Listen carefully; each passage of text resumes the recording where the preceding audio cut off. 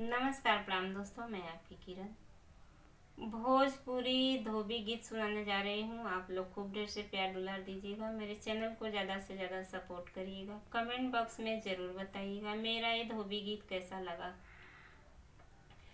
मोर बलमुआ हो कहवा बीतवल सारी रात, मोर बलमुआ हो कहवा बीतवल सारी रात। तोह के हम खोजल पिया आजमगढ़ सहरिया, आजमगढ़ सहरिया हो आजमगढ़ सहरिया। तोह के हम खोजल पिया आजमगढ़ सहरिया। मोर बलमुआ हो जुआवा खेलल सारी रात, मोर बलमुआ हो जुआवा खेलल सारी रात। मोर बलमुआ हो कहवा बीतवल सारी रात, मोर बलमुआ हो कहवा बीतवल सारी रात।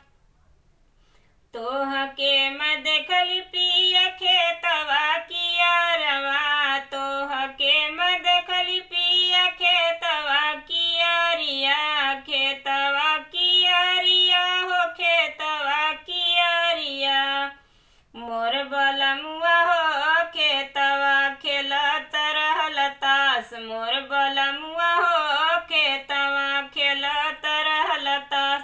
मोर बलमुआ हो कहवा बीतवल सारी रात, मोर बलमुआ हो कहवा बीतवल सारी रात। हे बीतवल आधी रात हो बीतवल सारी रात, मोर बलमुआ हो कहवा बीतवल सारी रात, मोर बलमुआ हो कहवा बीतवल सारी रात। तोह के मैं देखली पिया पकड़ी बजरिया, पकड़ी बजरिया हो पकड़ी बजरिया। मोर बलमुआ हो मुहवा कुचत रहल पान, मोर बलमुआ हो मुहवा कुचत रहल पान, मोर बलमुआ हो मुहवा कुचत रहल पान। मोर